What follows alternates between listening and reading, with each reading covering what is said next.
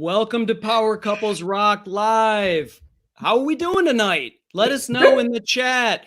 Yes. Listen, I know when I see people on here and they're already on, right? We don't have a countdown clock, or any of that other stuff that these fancy live streams do. But when we go live, I see people right now. Boom, boom, boom. I see those numbers. So we want to know who's joining us tonight. We want to know who's doing life with us tonight. Yes. Because you guys are in for a treat. I met this gentleman today, and I told 5 other people I talked to later today, I was like, you guys got to tune in tonight because this guy is the real deal. Carlos, thank you for introducing me to Robert. That is awesome. He's going to be amazing tonight. And I can't wait for people to not only hear his story, but also really see his faith in action and just the other dimensions that make up who he is as an author, as a speaker, as a father, as a husband, all of that. So cannot wait for people to actually meet him. Awesome. Yes. Awesome. I can't wait to just jump in. And, I know last week we had a great show, and that we got real and we got raw.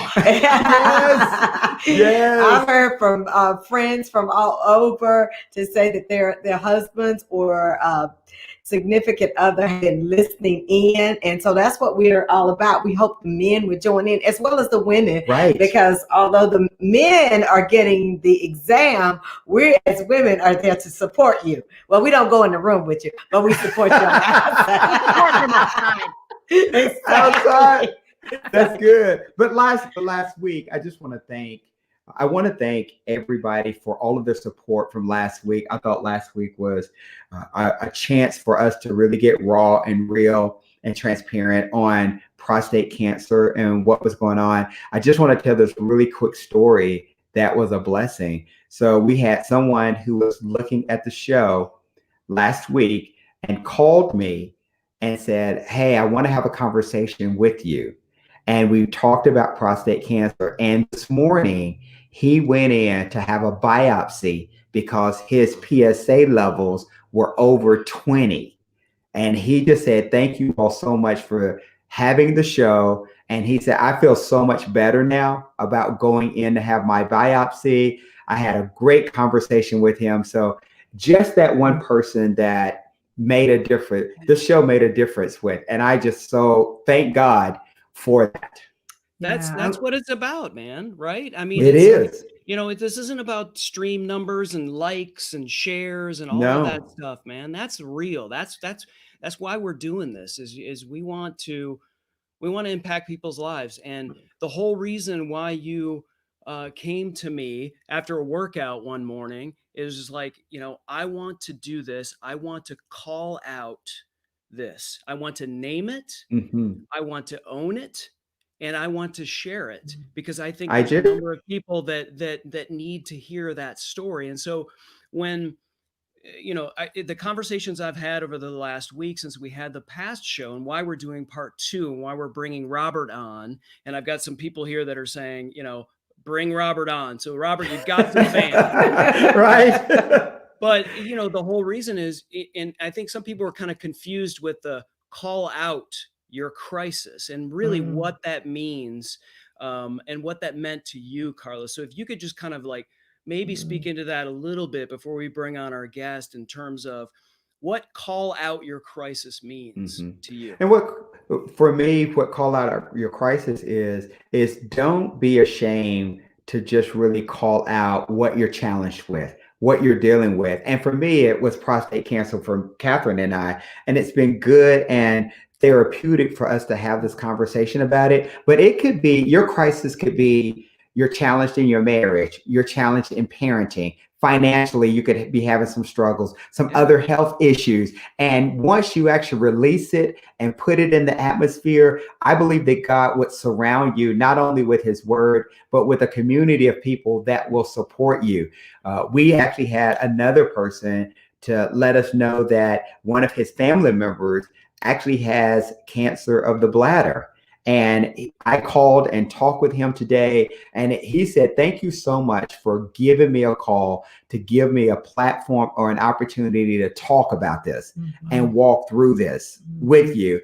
And I believe that in the season that we're in now, people are looking for strong community to be able to have a safe space to call out their crisis. And I believe that that's what God wants us to do. I know, Catherine, you've had some great engagements as well since last week. Absolutely. A couple of things I have had since COVID has hit. I've had 3 lady friends to be diagnosed with breast cancer. And it's just been very, very real. And one of the things is sometimes you need space because you just need to process it. Yes. But other times you just need that community there just to hear, like, I'm hurting, I'm frustrated, I don't know why, and not to be judged, but just to be able to put it, as Carlos said, in the atmosphere. And not only that, you have your community praying for you, but also it just helps you with healing. To be able to talk about it. And with that, it's just we believe that from this point on, when we're going through something, it's important to share that with our community, our Power Couples Rock community, because we want to be able to help somebody along the way.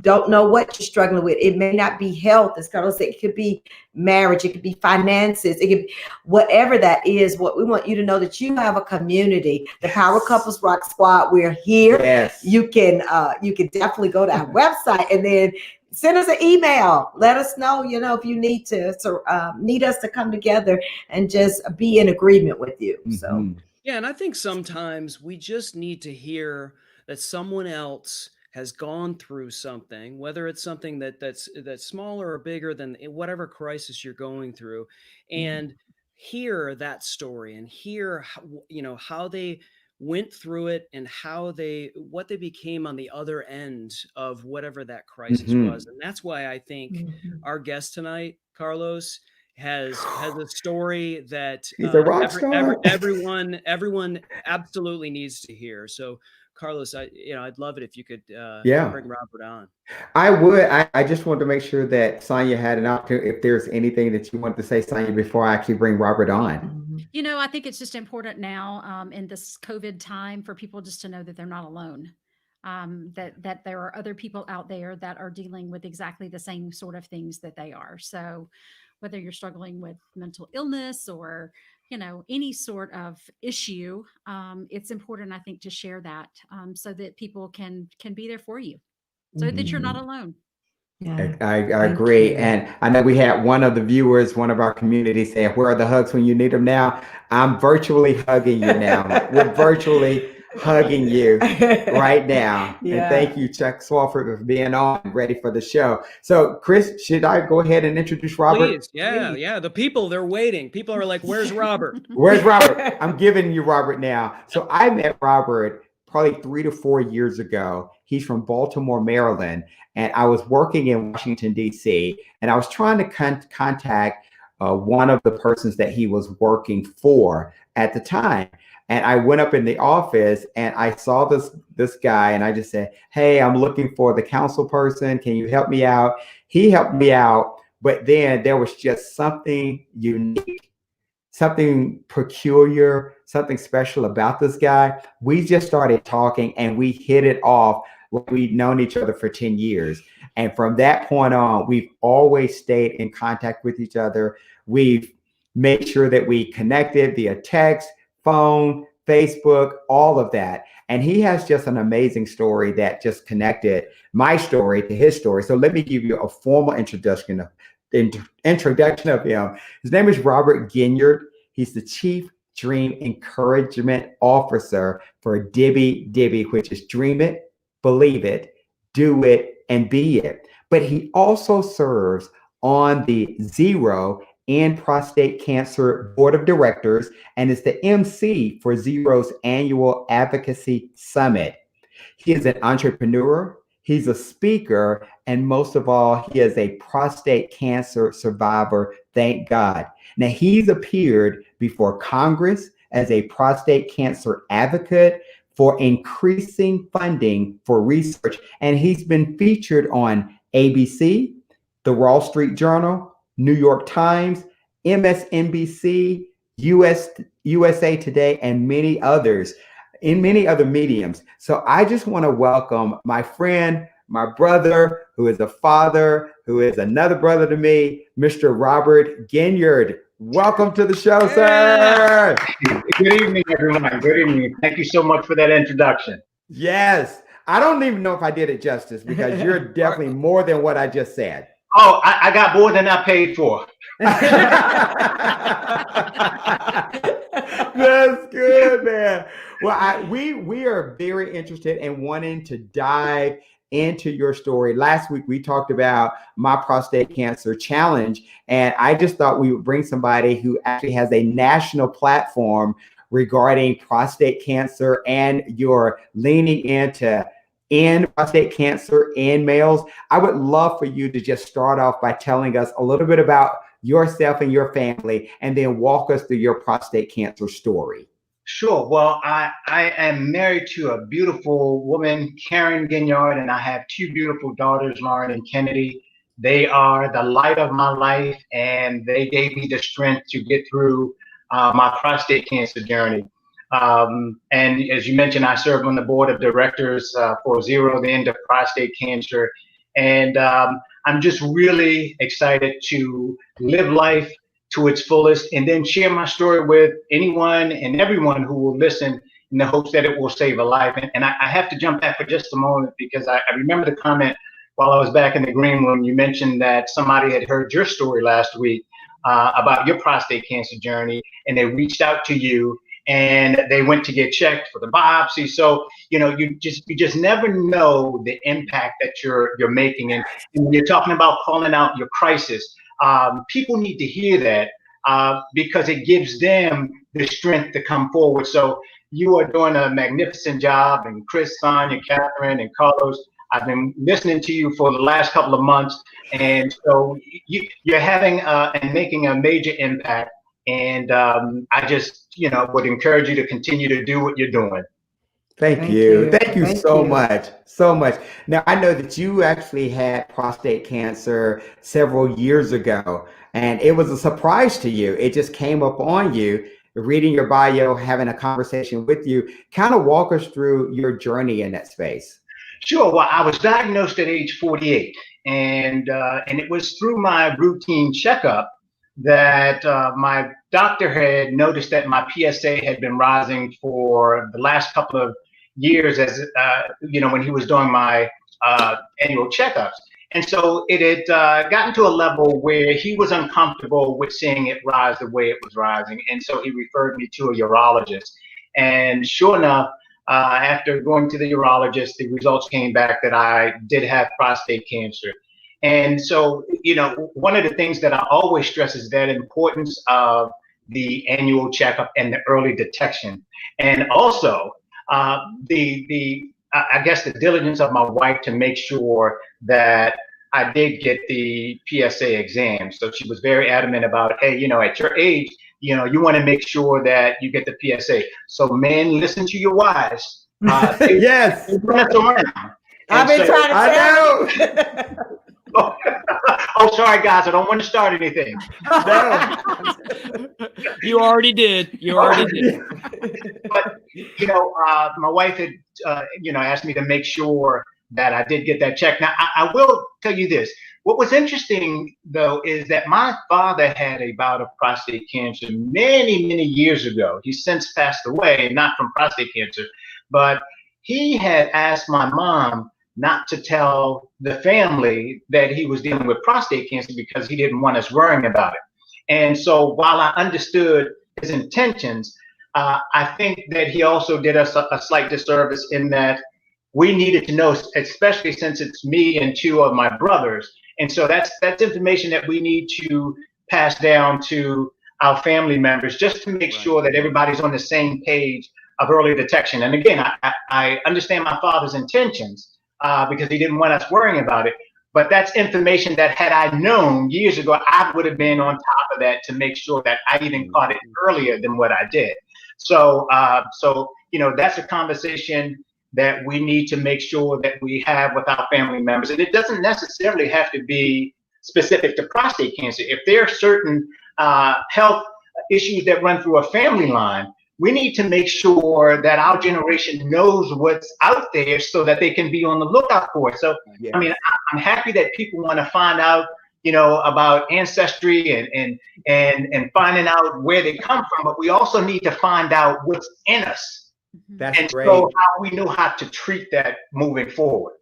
Well, I know last week we had actually talked about, I think Chris had asked me who else in your family had prostate cancer. And I talked about my great uncle and his son having prostate cancer. But I had another conversation with my cousin, and she reminded me, she said, well, your uncle, which is her dad, also had prostate cancer, as well as my other great uncle had prostate cancer. So it goes through our family, and we have to really make sure that we're detecting it early so that we can be the survivor of this disease that really can kill so many men at this point. So, yeah. And I also think that gets back to the faith issue in some cases, where, we say, well, God can cure and heal anything. Okay, so therefore, I'm not even going to speak that into existence that I may have a certain disease. And so I think sometimes we take that to heart and we say, well, look, you know what? I'm not going to talk about it. It doesn't exist. Even though my family members may have fallen victim to these diseases, I know God will comfort me, and I know I'm okay. But God wants us to also be good stewards of many resources, including our body. So, if there's a conversation that needs to be had with our family members about our health, we have to take those cues and make sure that we take care of our temple, but also share that information with our family members, because I think we're doing them a disservice when we don't do that. I personally, with my prostate cancer journey, I went through a faith test in that, I'm a believer, and I said, I know God can heal me, and do I really need this surgery? How about if I just pray and just stay on my knees and know that God's going to get me through it? And, God said to me, you fool, do you know I make doctors who can cure this for you? Come on. You have it, and now let's deal with it. Let's get it taken care of. And so, we also have to embrace God's wisdom that, hey, look, I found a wonderful doctor who was able to treat me, and he's a man of God.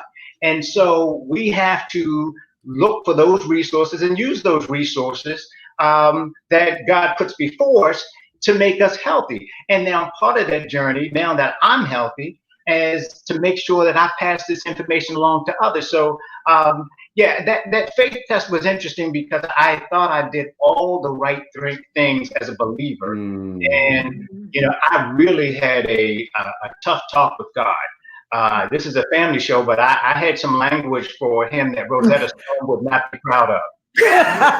Hey, that's just being real. And I know you touched on this earlier, Robert, and about your wife and how she was just a critical component of getting you, and those of us who are men and have wives, our initial reaction is stop nagging me, right? Yes. But right, but obviously in retrospect, you're looking at that and you're just, you knew God was in that moment. But so talk to us, if you would, and the community who's here tonight. What did you go through as a husband and wife during that? What were sort of the stages? And even though I know you're a solid guy and you're a believer and whatnot, if you could just kind of share with the Power Couples Rock community, just in your marriage and what you guys went through during that thing, and when you came out on the other side, what you learned from it. Well, it's interesting in that when I initially found out that I did have prostate cancer, I didn't want to. I was following the steps of my father. I didn't want to tell my wife about what was going on. I thought maybe, okay, how can I handle this in such a way that, I'm able to get cured, but I don't need to let her know so she doesn't worry about, what's going to happen. And so again, I internalized what my dad did, and I was about as hard is it for me to believe that he had done that. I was about to repeat the same thing because I didn't want my wife to be worried or the children. And my daughters at the time were Kennedy, my oldest, was 1, and Lauren, no, Kennedy was 2, Lauren was 1. And so I didn't want them worrying. But then I came to the point where I said, you know what, I have to tell her. And it was a hard conversation to have. And I remember laying on the bed with my wife, and when I told her what was going on, I just saw this look on her face where she was concerned, but God bless this woman who just said, okay, all right, so what's the course of action? So she automatically got into, all right, how are we going to take care of this? She was about handling the business of how to move forward. And so that took so much off of my chest, because I'm just thinking, quite frankly, when I got the news that I did have prostate cancer, I just thought about death. I wanted to know if I was insured enough. You know, I even thought about who was going to bury me and what route they were going to take to get to the cemetery. You know, you were already going down that path. I was going down there. I was going down that route, and you know, in the I guess the part of me that has some kind of vanity, I was like, you know, now what kind of model car are they going to take me in? Is it going to be the? I'm like, if we're going to do this, we're going to do this right. Oh man. But you know, it's this confluence of all of these things that came together, and so I did think about the end. And again, like I said, it was a faith challenge, and you know, I really had an issue with that. In that, I thought that, you know, I had paid my tithes, I read my word, and how could this happen to me? And so I really had a faith struggle, and because I just figured, why me? You know, and quite frankly, I remember getting the test that day, and I'm thinking, well, maybe it's the guy who saw the doctor before me. Maybe they got the results mixed up. You know, and then I had to check myself, because I'm like, you know what? Maybe you were diagnosed, and maybe this guy is okay. Maybe I was diagnosed because I can handle this. What about, don't wish the diagnosis on that other guy, because I don't know how it may impact him or his family. So God said, look, this is what you have, and you have to deal with this. And so when I got out of my own head and started saying, okay, look, you know, life, stop trying to figure it out, and then start trying to live it out. And so once I got past why me and all of that stuff, then it was on to, okay, it's about living, and let's get through this. And so my wife was, you know, that set of ears and eyes that while I was just thinking cancer, she was thinking, okay, all right, how long do you have between surgeries? What are your next steps? So she was the rock. And you know, Chris, you and I talked about this the other day, that, you know, that marriage piece, you know, you can have a relationship and a marriage built on sand, or you can have it built on a rock. And, you know, and my wife is that rock, you know, and now that's not to say that we don't have earthquakes every now and then. You know, we shift a little bit, but that foundation is still there. Yeah, the foundation is still there. So I'm just totally blessed with a good wife and a great family, who all of those things came together to make this journey more palatable, if you will. Yeah. So we've got some questions, and I really want to put this question. I typically wait later into the show for questions, but I feel like this is a really important question, because we addressed this earlier. And for those of you who are watching and or listening, this is an open forum for you to ask questions, to do life, and this is a community. So if you want to ask anyone a question or put something out there, we're happy to discuss this. But I think this is a really important question from Ryan Sims here. And that is, what is the earliest age a man should start checking for prostate cancer? Well, the new information suggests that if you're African American, you should really start getting checked at 40. However, if there's a family history, you may want to get checked earlier. Now, there's been some controversy in the prostate cancer community for many years in that, a lot of men were being tested for prostate cancer, and then there was the issue that a lot of people were saying there was over treatment. And that's why it's important to have a relationship and a conversation with your doctor. I guess my general position, he and I have been together, if you will, for, I want to say, about 24 years. So wow. He knows me inside and out. He knows my family. He has a copy of my will. He has everything. And so the relationship is there. And he knows my body well enough to say, you know what, over the past couple of years, I've noticed your PSA going up. Now I'm a little worried, and now we need to go see the urologist. And so that's why it's really important to have that relationship with the physician. And, I tell men that one of the things you want to do, because, prostate cancer involves a part of the body that a lot of men don't want to talk about. It's off limits. Right. Yeah. And so, it's important to have a doctor that you trust, you have a relationship with, that you're not intimidated or put off by him touching your lower part of your body. And so he knows you enough, you trust him enough to be honest and real with him about what you may be experiencing. Now, and Ryan, also to answer that question in terms of testing, one of the things that I'm a really big proponent of early screening is that typically when you have symptoms of prostate cancer, then it's a little too late, because in most cases it's started to escape out of the prostate wall there. And so you want to make sure that you get screened early, because a lot of times, like I said, many men, when they start experiencing symptoms, typically, when I say it's too late, I'm not issuing you a death sentence, but usually your treatments are going to be more rigorous. The cost of your treatment rises. And so you want to try to catch this while it's in its early stages.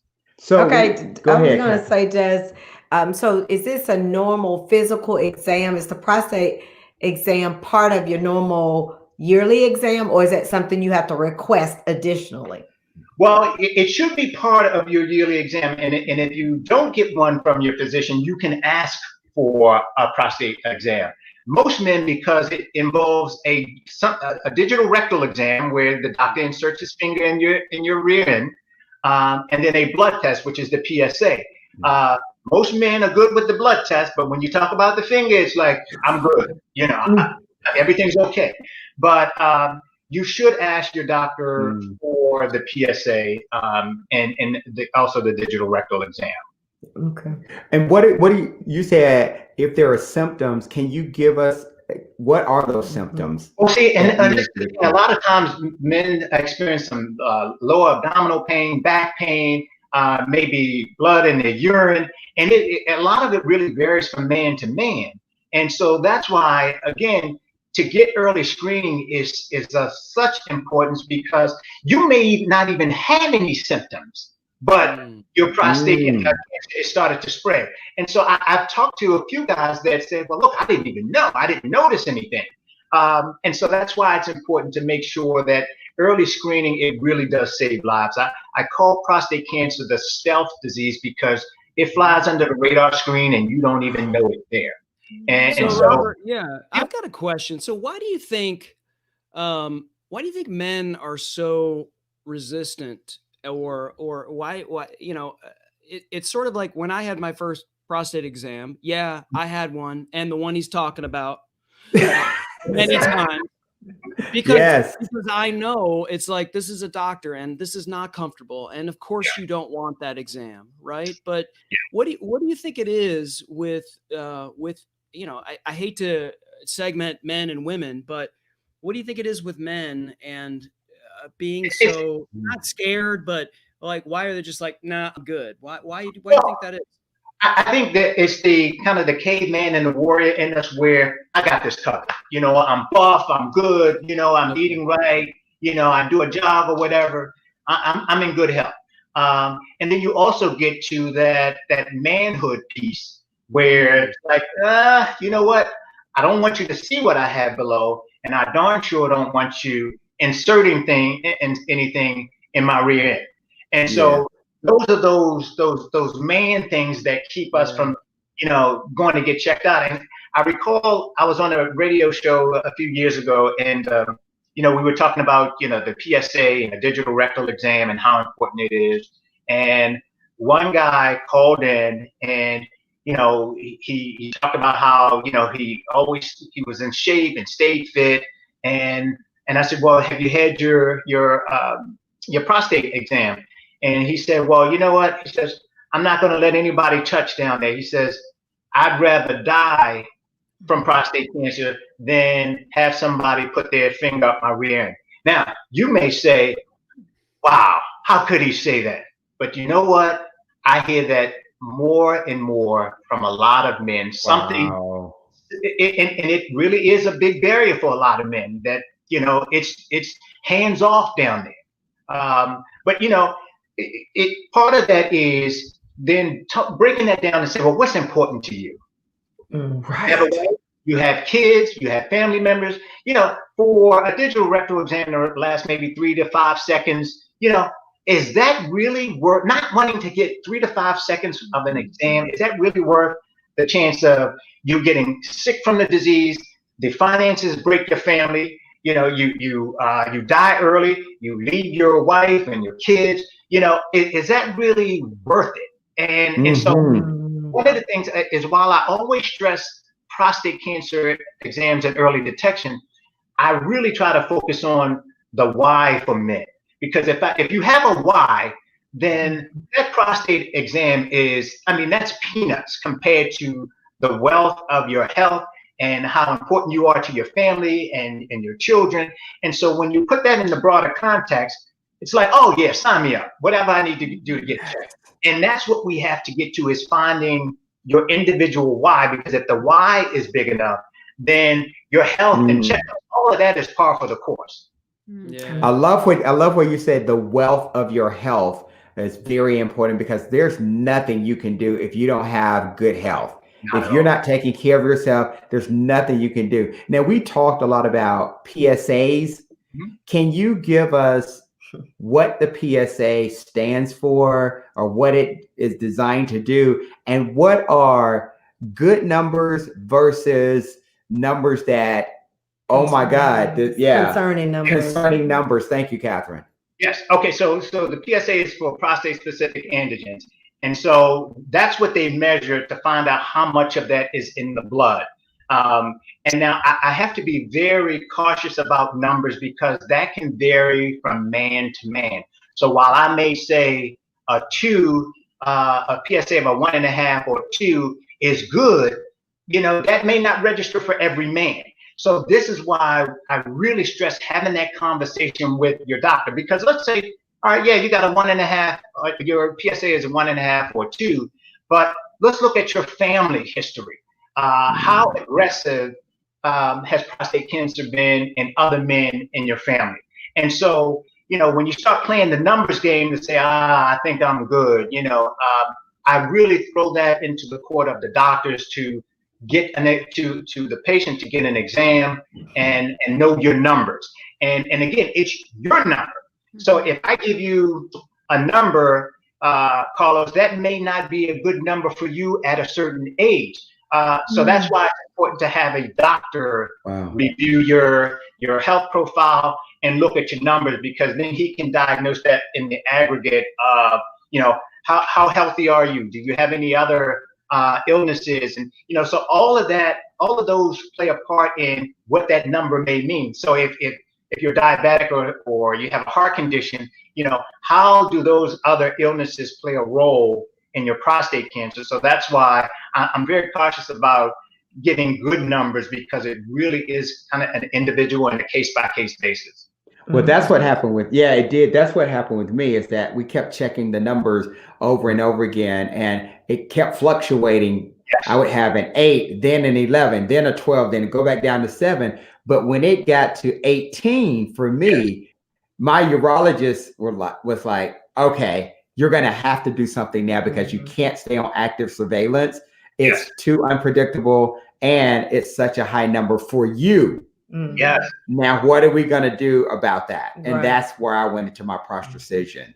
And well, Right. you know, what's interesting about in my case, where 6 months prior to my surgery, you know, the cancer had grown significantly.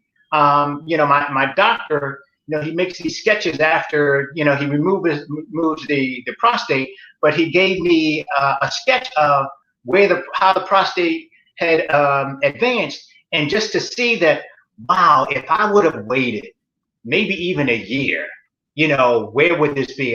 Who knows if I would even be here now if I didn't get this addressed as soon as possible. So it really is important for men to know their numbers. So, and the wives out there, please push your husbands or significant others and family members to get checked, because it really is just that simple, that, you know, you could wait 6 months, a year, and the next thing you know, you were in a prime position for early detection, and then a year later, it is off the charts and out of control. You had mentioned earlier on when you first came on and talked about how your dad really kept it to himself and didn't share it. And I had that experience with my father, because when you go to the doctor, they always asked about your family history. Yes. And one of the things, as my dad was going to the doctor, his whole concern was, I don't want to worry you in another state. And I really had to sit down with my dad and told him, I said, you know, it's so important that first of all, you've taken care of me all my life. Now it's my time to take care of you. And then I also said, you know, it's not fair, Dad, when I go to the doctor and I don't know what you had. I don't know what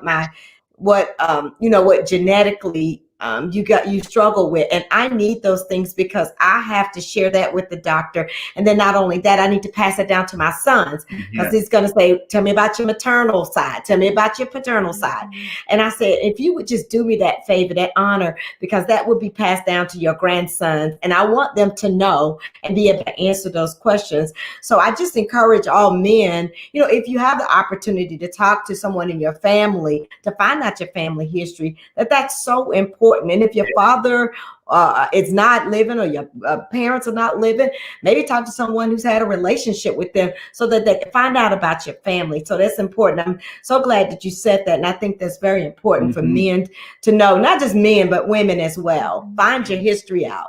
And Catherine, you know, that's, you know, and even that, again, I think that's so much of family history. You know, a lot of times we talk about, you know, where your family is from and what region of the country, but just to know, even at those family reunions and gatherings, it's important to know, to bring up to family members, yeah, well, you know what, this runs in our family, so you have to be cautious about this. And that's just as important as knowing who your second cousin was and who they were married to and what prominent role they played in history. That health history is just as important.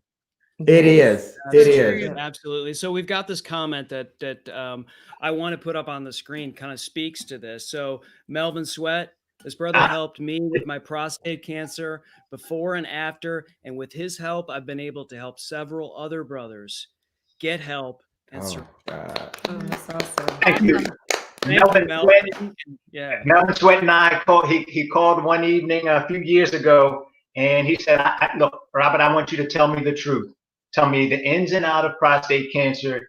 And I gave it to him like, I'm a jazz lover, and there's Thelonious Monk composed this song called Straight No Chaser. Yes, and so sir. I gave it to him, straight with no chaser. And so I gave him the ups and downs and everything in between.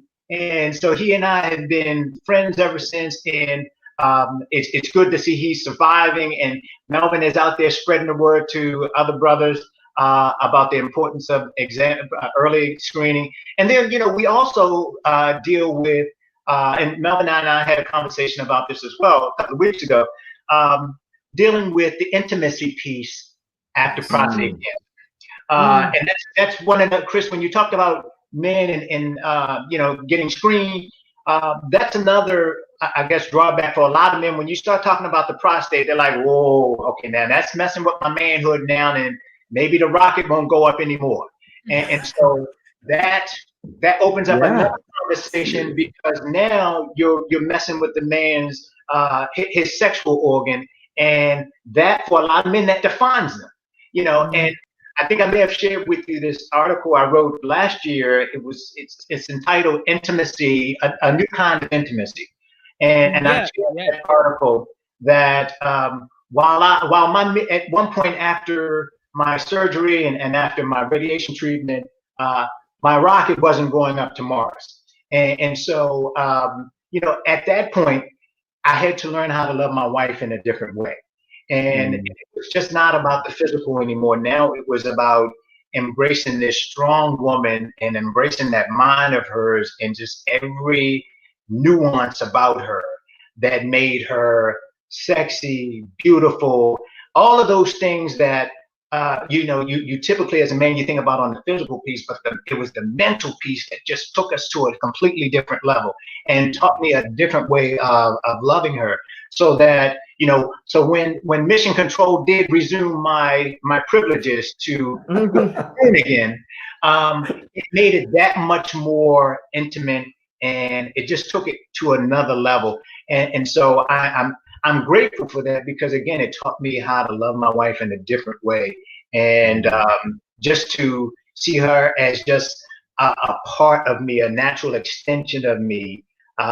It was just it was priceless.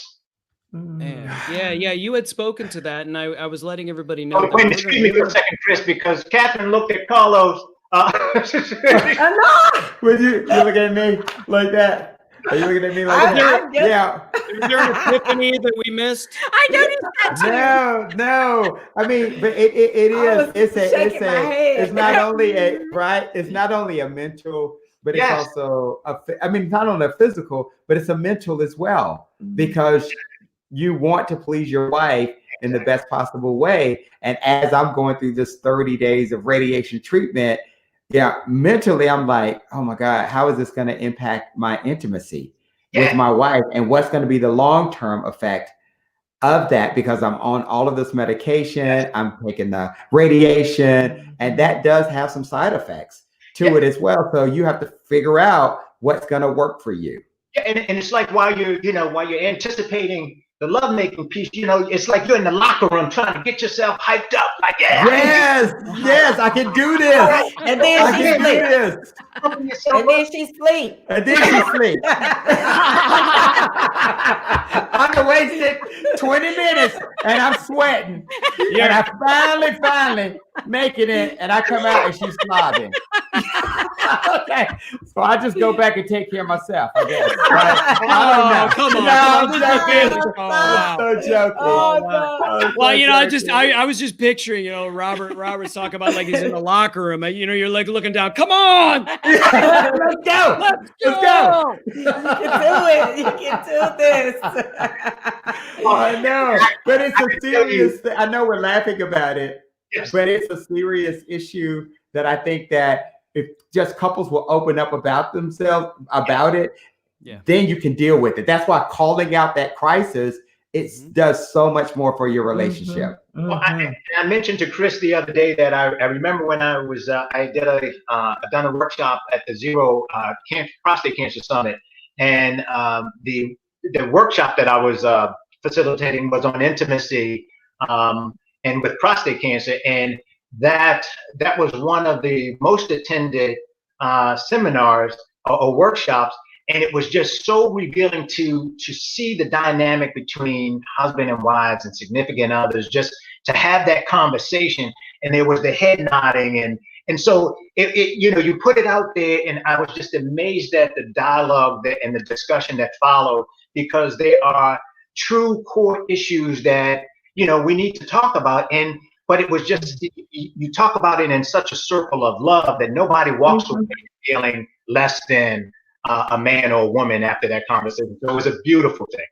Oh, great. Well, you're talking about Zero and prostate cancer, and you serve on the board of directors for that, and you're an ambassador for it. And I mean, listen, I had gone to the doctor to get my prostate checked out, and you have those little commercial vignettes that are in there. You can press it and it'll play. And I started playing that. I was like, why is Robert on here? He is actually on one of those commercial vignettes that I saw while I was getting my prostate checked. And I was like, okay, he has definitely a national platform. Can you talk to us a little bit about Zero, the end of prostate cancer, what it's all about, and any resources that you can give us? Sure. Well, I will tell you this. Because of that video that you were just mentioning, I've been to almost every part of the country without physically being there. So I can put that on my resume that I've visited every city, every town in America. So thank you for the trust. But I've been a part of Zero since about 2013. And I was, just a very quick story, as part of my wife wanted me to get involved in making sure that, I stayed up on my health and kind of giving back to help other men.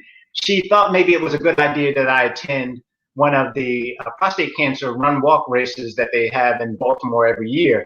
And so she said, I think it would be good for you. And I'm thinking, you know what? I just got over surgery and all of this stuff. I'm not really into seeing anybody else. I just want to, kind of go off in my own world, because I really had no intention of talking to other people about prostate cancer at all. I was going to keep that to myself. But the morning that she had asked me, she said, you ought to go to the race. And I said, okay, well, I'll go. But little did she know that I was going to hang out in a coffee shop for about maybe 3 hours and then head back home. And I was going to hope that she didn't ask. And if she did, I was just going to say that, oh, it was great, But knowing my wife and how she knows how to ask the right questions, and she digs a little deeper, I said, you know what? I better at least go to the gate and show up. And so I went to the event, and sure enough, as I arrived at the event, the clouds, because it was raining that morning, and the clouds opened up, the sun came out, and I always think I heard harps and violins playing, and it was like that voice of God saying, "Ah!" And so I walk in, and I just see this family of love that Zero has been able to kind of galvanize and foster this relationship of prostate cancer survivors and their families, and they create this community of love where it's like prostate cancer at Woodstock. It was that kind of love. And so I liked what I saw there, and I began to get involved with different races. And then they had asked me to serve on the board of directors, and I gladly did. And it's been a great relationship for all of those years, like I said, at least since 2013. And so Zero is very active in helping locate resources for men in terms of helping them cope with the disease. But then the research piece of it, where they advocate for increased funding to help find a cure for this disease. And they're very adamant about their mission of ending prostate cancer. And so that was enough for me. And like I said, from the CEO down to everybody, all the staff members, it's just one class organization. And I'm just proud to be a part of it. That's awesome, man. That's great. Now, I know that we've got about 10 minutes, and we've talked about your journey in prostate cancer. We've talked about intimacy, talked about Zero, the end of prostate cancer, and you can go to zero.org, zerocancer.org to get some resources there. Yes. But I also want to talk about your entrepreneurial venture, DiBi DiBi. Yes. Can you kind of walk us through, where did DiBi DiBi come from? And just for everybody, I'm actually wearing one of his bracelets. You got it too, right? Look at yes. You always be branding. Yeah. DiBi DiBi. Well, this DiBi DiBi was, I can't take credit for it, really. It was divinely planted in me. And it was a result of my prostate cancer journey. I remember I was laying on the radiation table at the beginning of my radiation treatment. I said, God, when I get through this, I'm going to go after some dreams that I abandoned far too long ago, and I just never followed up on it. And it's amazing how, when you're faced with the possibility of life ending, that now all of those things are now important to you. And so I made that promise that, okay, after I get through this treatment, I'm going to go for these dreams and live my life the best way I can. And I remember 2 years after I made that promise, I had not done a darn thing. And I was in this comfortable place where I didn't want to do too much just in case the cancer came back. I didn't want to be too high up doing a whole lot of stuff and then it came back and it took my life. And so I was kind of in this comfortable place where, you know what? I'm not making a whole lot of noise. Nobody knows. I'm going to keep it quiet. So I'm just going to ride this out and live with the consequences. And, you know, but that's not me. That's not who God created. And so 2 years after I made that promise, and my wife can attest to this story, 2 years after I made that promise, I was in bed one night and I tossed and turned for what seemed like an eternity. And my wife was ready to kick me out. And look, if the cancer didn't kill me that night, my wife would have killed me. But that night, I remember, you know, laying down, and when I did get a little bit of sleep, I heard this voice that DiBi DiBi. And I said, well, what in the world does that mean? And I always keep a writing pad next to the bed. And so I wrote it down. I said, DiBi DiBi, and I'm still not recognizing or understanding what this is. And then I heard the Lord's voice said, it's dream it, believe it, do it, be it. And I wrote that down and I said, that's my mission. And it was in my opinion, it was God's way of saying, you made me a promise and you haven't come through. And so that morning, I made a phone call to a friend. I said, look, I just need you to put this on a shirt for me to help me realize some dreams. And, you know, so she did that. I started wearing the shirt, and then the next thing you know, it just kind of caught on like wildfire because the message is about living out your dreams. And again, you know, and I joke about this as well, that if prostate cancer didn't kill me, the death of my dreams would surely do it. And that's a death. That's a death on an installment plan. And you know, it's, I don't know if it's 60 months or 120, but the death of that dream will surely kill you in the end. And that's why I'm such a big fan of Langston Hughes' poem, A Dream Deferred, because he talks about all of these things that will eat away at you. You know, whether it's a quick snap at your wife or a quick snap at your kid, or one day in the office you rattle off on someone. But, you know, I think our dreams have a way of perking up at times to say, you got something you need to resolve. I've been here. This dream has been planted in you, and you have not given me birth. You kicked me to the side. And I think a lot of times our illnesses are an extension of us not letting that part of our lives, you know, take some root and blossom. And, you know, because we suppress those dreams, but yet we also tell our kids, go live your dream. And, you know, the biggest thing I think we can do now is be an example to our children to say, okay, what? This is my. So some people, and what gets me, some people when they are faced with writing an obituary for a loved one, they have to think about all these things that their parents did and they did, and then they find out, oh, well, dad did this or mom did this, and a lot of that is because we haven't told our children what our dreams and goals were. Wow. You know, they don't know. They find out about us when we're dead, and we should make sure that they know what our dreams and aspirations are as well, while they're living, while we're living, because that gives them a sense of closure, so that when we do leave this earth, they can say, oh, well, that was my dad. He loved doing this, and that was his dream.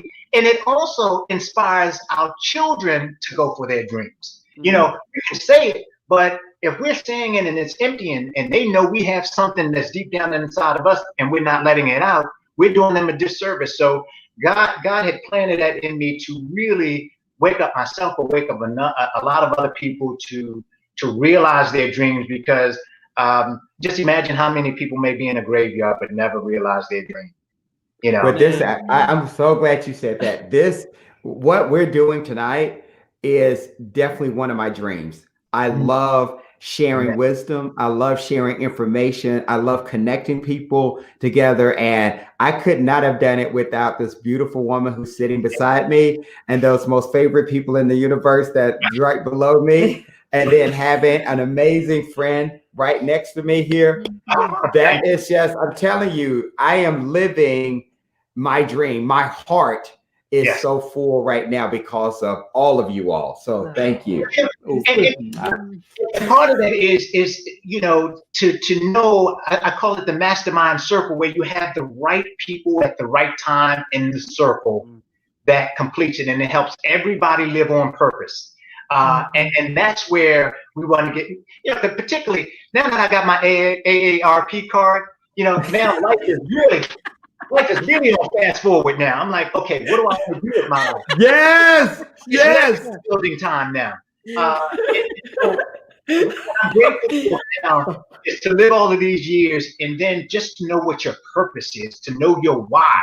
And that's more than anything that I could ask for, because once you know that why, the everything else will fall into place. You meet the right friends, you meet the right people, the timing is right. So yeah, DiBi DiBi is all about living out that dream. And if we live on purpose, imagine how many people we can inspire to live on purpose. So if everybody's living on purpose, what a wonderful world it would be.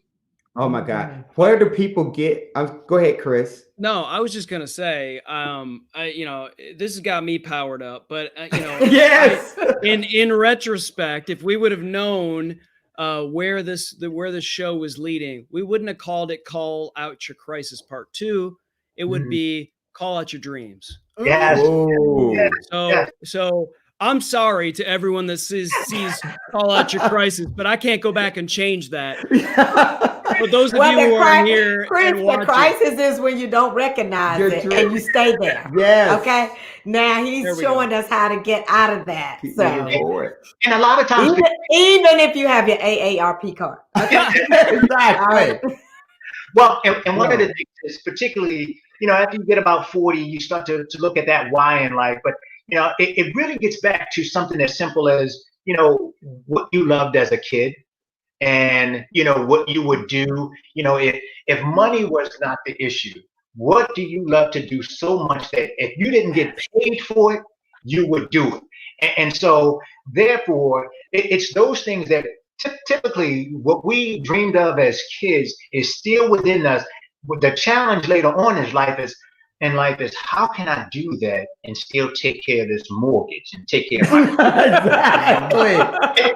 and so yes. So life is almost about trying to still do the dream, but then I still got this mortgage and this credit card and this car payment. And so the life becomes more of a challenge of taking care of those other things. And the more those other things start to consume you, then the dream just starts to fade away.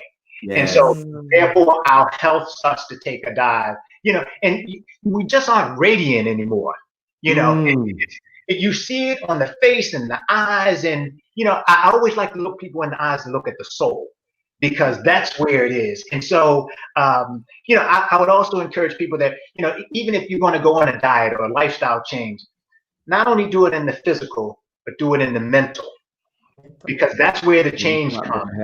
Is that you have to, it has to be this mind, body, spirit relationship. It's almost like the Trinity, the Father, Son, the Holy Ghost, you name it. I mean, it's three, the trifecta. Yes. You have to have all of those working in tandem in order to realize a better life and reach your purpose. So are there any, where can we pick up DiBi DiBi materials or shirts or whatever? Where can we get that? Or can we get it? You can, I'm such a nice guy that I can give you the shirt off my back. Okay, let me give you my address. You can visit DiBiDiBiNation.com. That's DiBi DiBi Nation.com. And the shirts and the bracelets up on the website. But what I would also say, while I appreciate the people that may be interested in the merchandise, but it really is, I'm not so much selling merchandise, but it's a mindset. To change the mindset of wanting to realize your dream, wanting to help others. Because at some point, your dream is not only made for you, it's about helping others. And, and at some point, even as we, our prayers change over the years, where, when we were kids, it was like, Mommy, Daddy, God, can I have such and such? Mommy, Daddy, God, can I have this and that? And now I notice even now, my prayers now are, please bless so-and-so. help so and so. I Yes. rarely mention myself now. And so DiBi DiBi is all encompassing in that it really is about realizing that dream, that fire, that passion in you, and how that can help make the world a better place, and how you can have an impact on others by realizing the dream that's been placed in your heart and mind and soul. Robert, So I just go ahead. I ahead. just Go want for to it. personally say thank you. At the end of a Bible study that I'm doing, which I had today, we went through a probably 15 or 20-minute talk about specifically finding your purpose in life and how important that is and how it plays so much into who you are as a person. And so for me, this is just absolute confirmation of that particular talk, because the things we talked about were exactly what you said. So Amen. I just wanted to personally say thank you for that. Oh, you're quite welcome. So it definitely is a God thing. Thank you. Oh. So then we'll close up here, but is there, so DiBiDiBiNation.com is where they can get in touch with you. Any other places they can get in touch with you? They can find me on Facebook, DiBi DiBi Nation, and Instagram.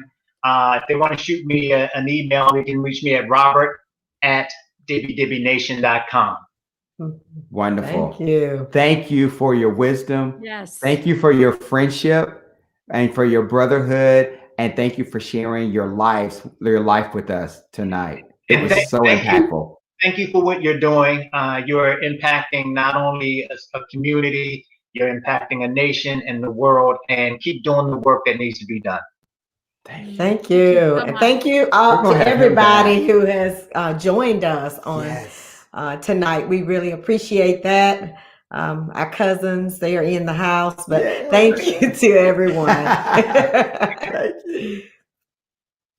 All right. I guess the only thing we have left to do is how we close every show. Even though this is live streaming and we've got Wi-Fi and it's not exactly on time. And for the many of you who are still watching, thank you so much. Awesome.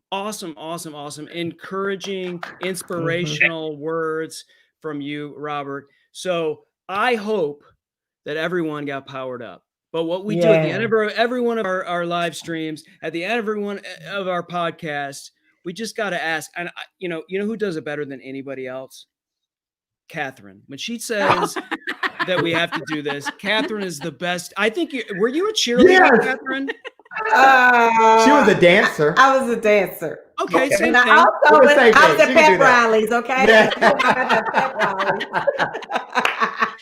But with that being said, so let's get Powered powered up.